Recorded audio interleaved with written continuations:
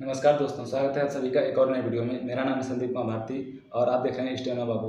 दोस्तों, आज हम लोग बात करने वाले हैं कि एसएससी स्टेनोग्राफर 2024 के एग्ज़ाम को लेकर कि किस डिपार्टमेंट में जो वैकेंसी इंक्रीज़ होने की न्यूज़ आ रही है, वो किस डिपार्टमेंट में वैकेंसी इंक्रीज़ हुई है और कितनी इंक्रीज़ हुई है और टोटल कितनी वैकेंसीज हो चुकी हैं।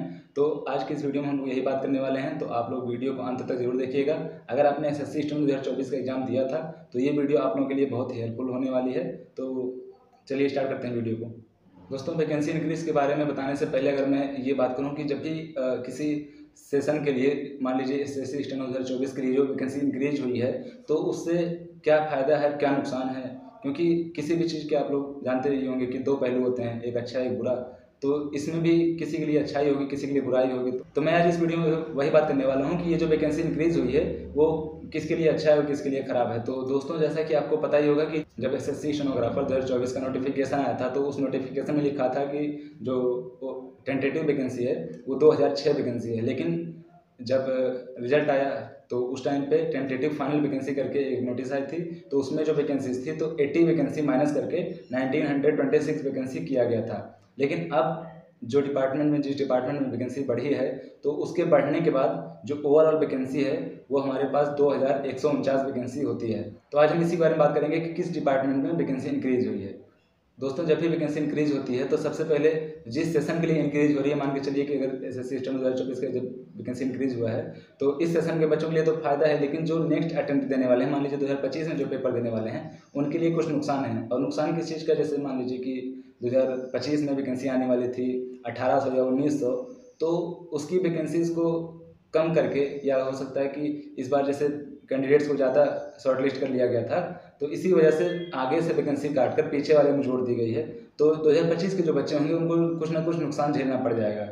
इसी वजह से 2024 के बच्चों के लिए तो अच्छा है, लेकिन जो नेक्स्ट अटेम्प्ट देने वाले हैं उनके लिए चीज़ें थोड़ी बहुत ख़राब हो जाएंगी।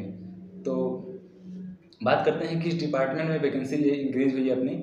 तो ये डिपार्टमेंट है आपका department of personal and training, जिसको कि शॉर्ट फॉर्म में डीओपीटी कहते हैं, या इसी को CSSS भी कहते हैं। अब बात करते हैं कि कितनी वैकेंसी इंक्रीज हुई। तो department of personal and training में जब डिपार्टमेंट वाइज वैकेंसी का लिस्ट आया था तो वहाँ पर आपको डीओपीटी में 180 वैकेंसी देखने को मिली थी।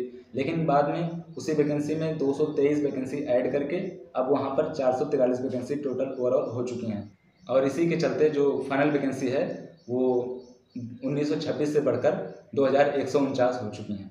दोस्तों, ये बात सारे एग्जाम के लिए लागू होती है, चाहे आप स्टेनो दें, चाहे सीजीएल दें, चाहे आप कोई सा भी पेपर दे रहे हो एसएससी का, चाहे आप एसएससी का कोई पेपर दे रहे हो, चाहे किसी अदर डिपार्टमेंट का कोई पेपर दे रहे हो, किसी अदर एजेंसी का पेपर दे रहे हो, सबके लिए ये चीज़ लागू होती है कि अगर आपके करंट ईयर में वैकेंसी इंक्रीज हो रही है तो नेक्स्ट ईयर वाले बच्चों के लिए ज़रूर कुछ ना कुछ इसमें घाटा हो जाएगा। 100-150 वैकेंसी का या 200 वैकेंसी का घाटा हो जाएगा।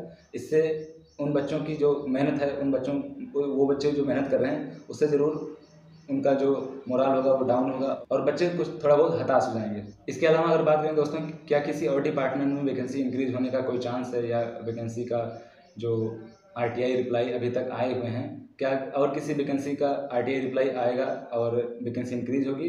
तो दोस्तों, इसके चांसेस तो हैं कि हाँ वैकेंसी इंक्रीज हो जाएगी, लेकिन अब ये किस डिपार्टमेंट में होगा और कितना होगा अभी ये किसी को कंफर्म नहीं है। जब तक आरटीआई रिप्लाई नहीं आएगा किसी अदर डिपार्टमेंट का, तब तक ये कहना बहुत ही मुश्किल है।